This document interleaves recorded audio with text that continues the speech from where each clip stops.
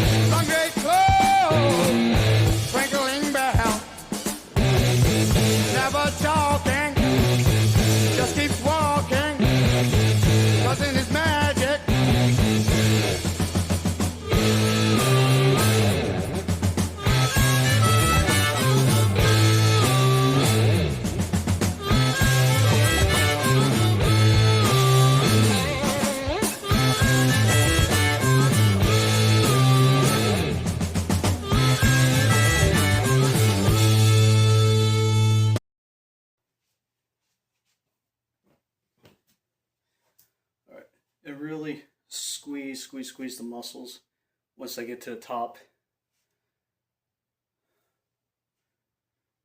I don't know.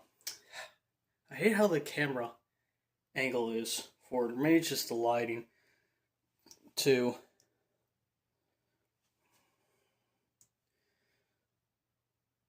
Because right there you can see is like the top of it.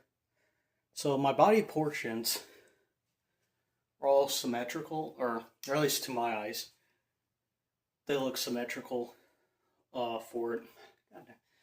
Probably have to move the camera to a different lighting. But yeah, so it's like a nice, let's go to a darker lighting, maybe. So it's, yeah, like a nice football shape to it. Let's check out the left one real quick.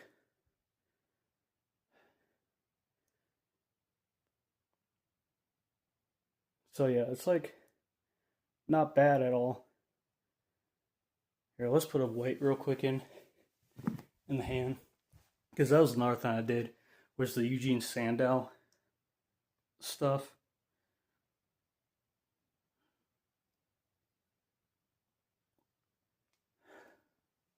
But yeah, I just find doing light weights pretty nice as well, just to change stuff up, because I do have actually I don't know how to rotate it, so I gotta do it manually. Right here, or changeable. Oh yeah, and there's the phone stand right here too. So that's 16 pounds on there. Back in grade school, I used to do it with 25 pounds, and I did like 3 sets of 5 reps back in grade school.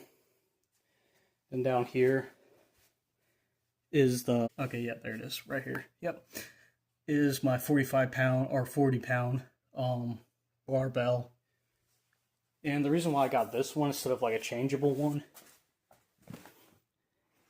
is because it reminds me of like those circus strongman stuff, and I think that's pretty cool. Like those old round Bronze era bodybuilding physique strongman weights, I think are pretty cool.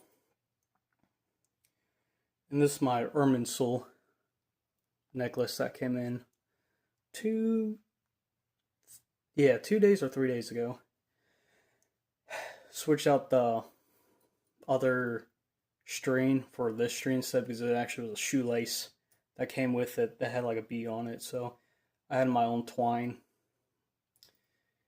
So yeah, and yeah, it's just cool because no one really talks about like Germanic paganism that much. It's always Norse Viking stuff, which I take that stuff with a grain of salt, because that was written in like the 13th century or 12th century. For the Prosetas were collected by a Christian scholars, so it's like 200 years after the Viking period, which Vikings ended in 1066. So yeah, it's just like, at least for like the pagan stuff with it, doesn't really make much sense to go off that stuff over first-hand sources of heathen Romans talking about pagan Germanic people. And the reason why I call them heathen Romans is due to the word pagan. Originally means like rural or rustic. So if you didn't worship, say, gods in a temple or something, instead you worshiped them out in the pagus, or I forgot what the Latin word, pagans. Oh well. Anyways, you worshipped it out in the rural area. You didn't have a temple confined, and that's what blew the Romans' minds. Like, what do their gods look like? Because we have statues of ours in temples, but the German people, they look at the sun, they say that's one of their gods. They look at the moon, they say that's one of their gods. They look at fire, say that's another god. They look at trees and say that's a god.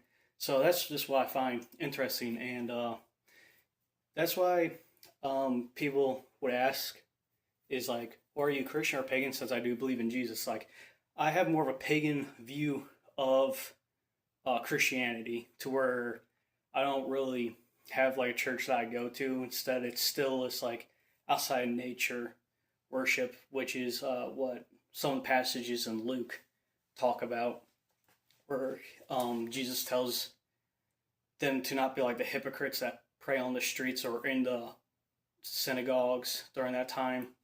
Instead, just always carry me in your heart, pretty much that type of stuff. So, yeah, so that's pretty much my view of the way I do like my whole faith thing is more of a pagan outlook of it. And again, pagan not meaning heathen for this, pagan just meaning worshiping outside of a temple that you actually don't have an idol, like like an idol or something that represents your God, basically. But ironically, I have this, and the reason why I got this one and why I'm retiring the St. Peter's cross for right now is because the word Tiw, T-I-W, and Tyr translates to the word God. So if you watch my other video about the Germanic gods and pantheons and that kind of stuff, I have a theory that the Germanic people remember, or at least keep the story of the Tower of Babel fall, of when it fell, basically, just how the lineages of Noah's legacy, basically, and from there, kind of makes sense, the whole German myth origin, creation does, and over like the Viking one where they killed Ymir, spread his brains, then the two first humans became the sun and the moon because the gods were jealous of their beauty. While the Germanic creation, you have Tiwaz, God, then you have Tuisto, who was like the first founding of the Germanic people. Then he has a son named Manus, and then from Manus were the first three tribes, like the Armonans, Instavonis, and Ingwe or something. I forgot what the two Ingwes ones confused me. I just know the Armenones one is one of the three founding ones. So yeah, but yeah, and then there's also a theory that this up again was actually a chair, since I believe the only statue that we have of it, this piece right here, was like that. So it's like this is a chair leg, and then this bent down to be a chair. And this was supposed to be like, say, God's throne or Jesus' throne. Because with the picture of it, they're carrying Jesus, and it looks like they're carrying it over to this. And if this was just bent down right here, it'll look like a chair. So some say that due to like the recreation of it, that this probably isn't like the Irminsul that the Saxons worship. This is actually just probably a chair. But modern times now, this represents the Irminsul, which is like just a pillar basically, or a tree, because you have some have actually crosses as Irminsuls as well, like the Christian cross could be an Irminsul actually, since that just means pillar. So yeah, all pretty cool right here. So yeah, say if you have a giant one of these, right, and that's what you want to worship Jesus to, then this will be like your Irminsul basically, such as this means pillar. And others connected to like the Viking stuff of the Yggdrasil. And once again, I take that stuff with a grain of salt, the Viking stuff. God damn, I hate that lighting. But yeah, the Viking stuff I take with a grain of salt, because I believe it's a mixture between Slavic and Germanic religions clash into one. Because some sources say that Odin and Loki are brothers, as well as Thor and Loki being brothers, which, you know that within the Rosetta or modern day Viking stuff, Thor is Odin's son, so how is Loki brothers of both? Which then, in Slavic mythology, or religion I should say actually, you have Perun, and I believe it's his brother Velenus, and those two chase each other, like, always like argue with each other, fight each other, so that's like a Loki and Odin right there. So I wonder if it's like the Christian and like say the Slavics and German and the Baltic people, because the Perkunas is the Baltic version of Perun, of the Slavic god Perun. But anyways, this is my 2 cents on it. It's pretty neat whenever you start looking in history. And that's another thing that made me want to start exercising, is because, just looking in history, you feel good about yourself, and, just knowing like your past and how you got here in today's day just makes you appreciate your life a bit more with it. So, yeah. And I also switched out my one belt with the Grip 6 belt too. This one I had for years. Just cool that still works. Alright. We got 2 more sets to do, so let's go ahead and get that going. Alrighty. 10 pounds. High reps, big steps. I'm Goofy Goober! You're a Goofy Goober! We're all Goofy Goobers! Goofy, Goofy, Goober, Goober! Put your toys away! Well, all I gotta say when you tell me not to play, I say no way! No way! No, no, no, no way! I'm a kid, you say. When you say I'm a kid, I say it again. And then I say thank you very much. So if you're thinking that you'd like to be like me, go ahead and try. The kid inside will set you free. I'm a Goofy Goober. You're a Goofy Goober. We're all Goofy Goobers. Goofy, Goofy, Goober, Goober, yeah!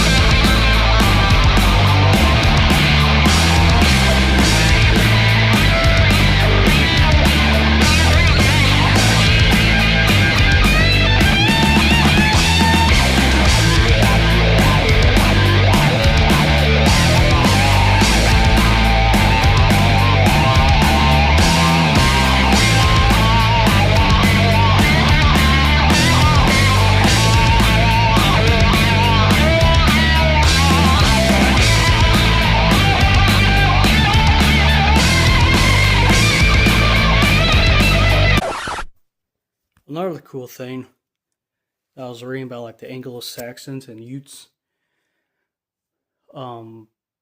their pagan era over in modern day England, Saxonland, or actually Saxonland would be Germany.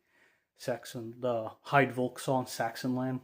So I believe that's Germany, but then England, where the Angles, Utes, and Saxons were all. Anyways, there, you know how Odin has like another name whenever he comes in as a human? It's like Grimnar or something. Well, over in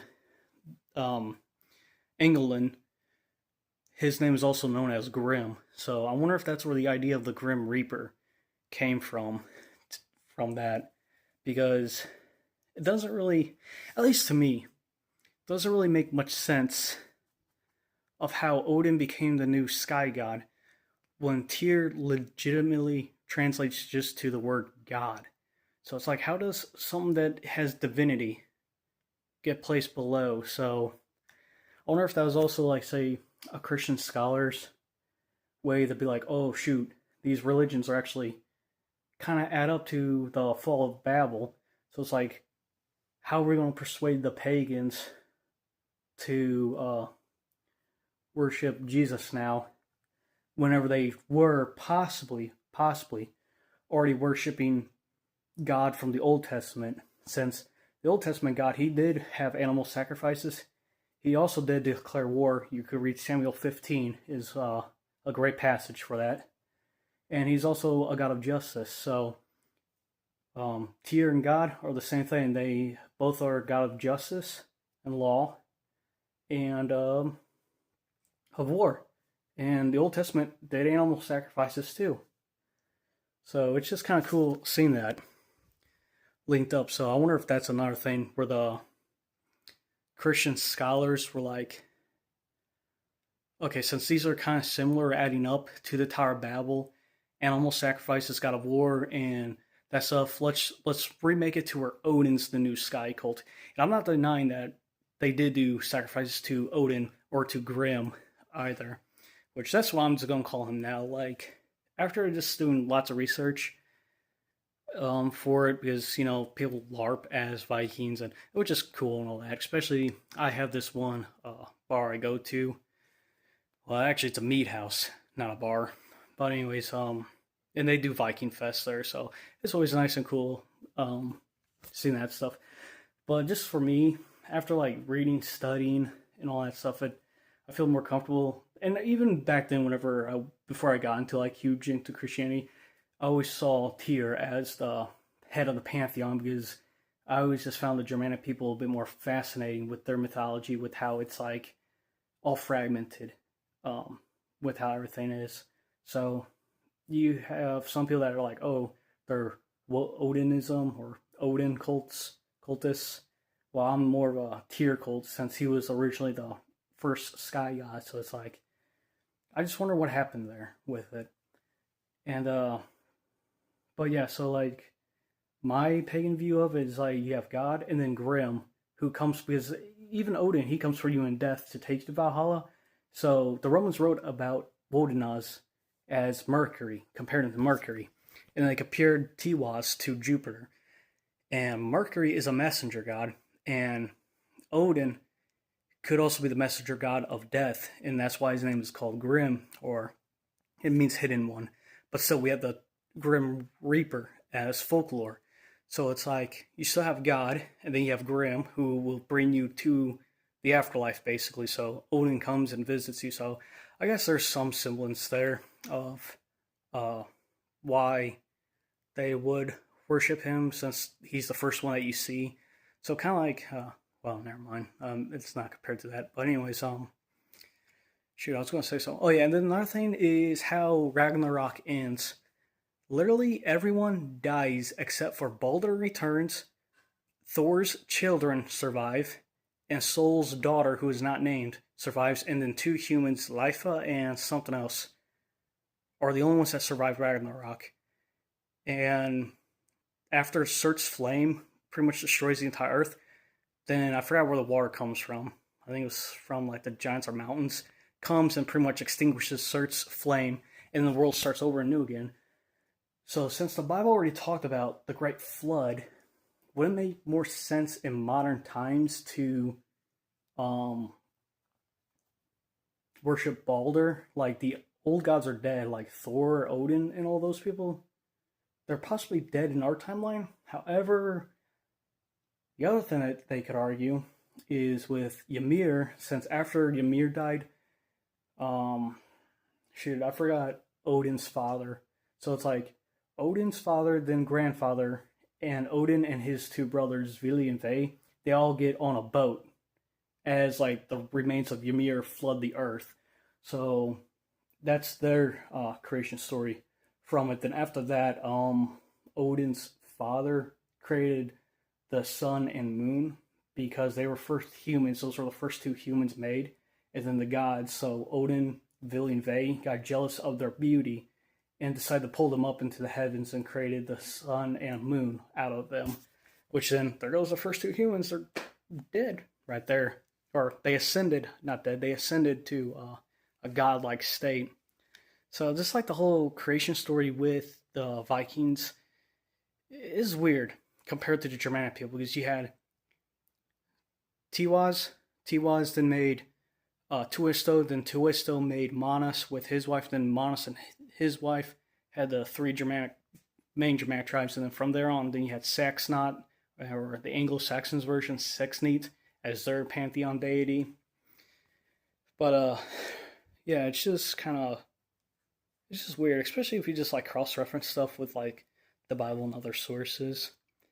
Okay, I think we got one more rep to do for it, and that'll be 200 for me today, and then we'll just end the video there. But yeah, that's just some stuff that I just been thinking about. And then the other cool thing about at least it's within Norse. Then again, I can't remember if it's like the prose edda sources or the poet edda, prose and poetic ones. But the death cult to where you could actually become an elf, which is kind of cool sounding. So the way I think about the elf one though is pretty much like the Christianity becoming a saint, like sainthood and then elfhood, or ascending to become a saint or ascending to become an elf, basically. So it's all very neat. So yeah, it's very cool. But for me, my pagan, say, if I had to go to like a Viking fest, would definitely be Tyr, and then Odin, or I'll call him now Grim, because that's kind of a cool name for a god. Like how Crom from Conan the Barbarian said it was like Crom. It's just that it's in your throat, like Grim kind of thing. It's like, who's your god? Our god is Grim. I mean, look, I got the Neanderthal eyes, right?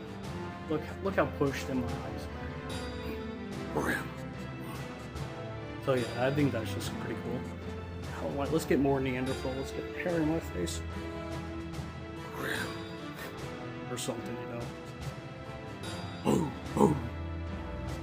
But yeah, it just like vibrates the back of your throat, which is cool.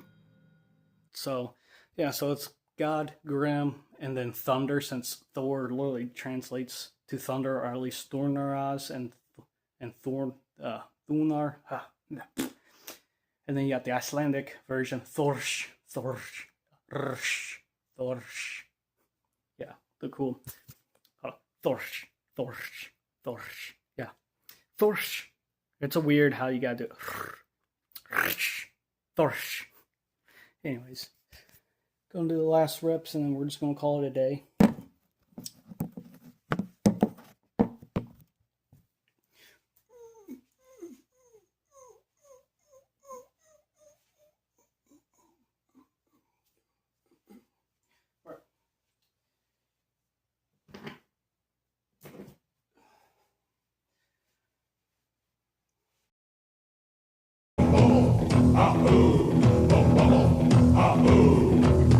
Ik had mijn padje op een werkende vulkaan.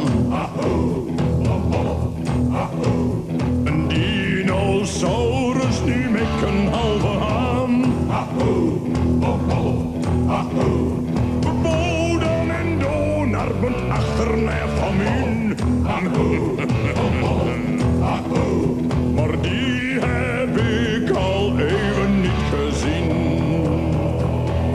Ik leef alleen in de nacht, in het donker op jacht. Ik ben Vulgaris, magistralis, en ik rie op een mammoet in het rond. Ik ben Vulgaris, magistralis, en op zondag op een mastodont.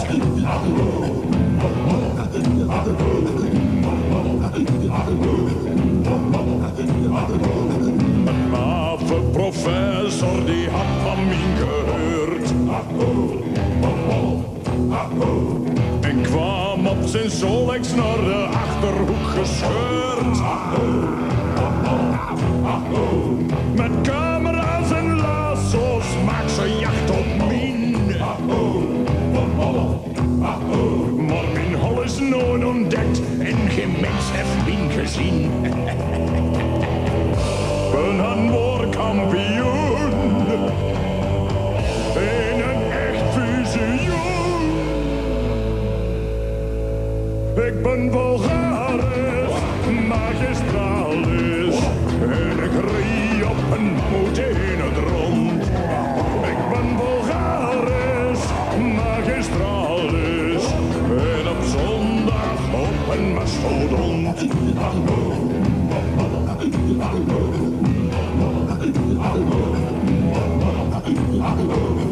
sluip door de poorten van de Achterhoek. Ze wil mijn streken voor het witte doek. Bij nacht in ontij kom ik uit mijn hol. Mijn spooma Bergman en Spielberg Wildmin in de hoofdrol. Muziek. But yeah, I'm happy with how my arms look. They fill up with my sleeves. That's all I care about, is them filling up my sleeves.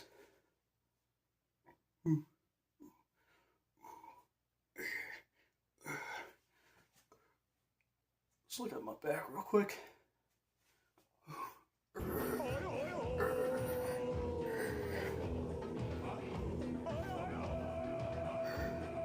Oh yeah, that's cool looking right there.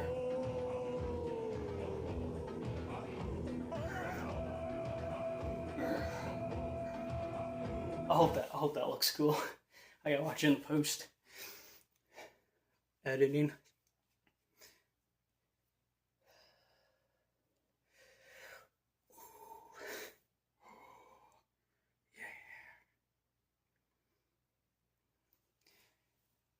But yeah, so only 30 minutes for this exercise. Again, I was talking a lot in it. And another thing, if you, let me put this down.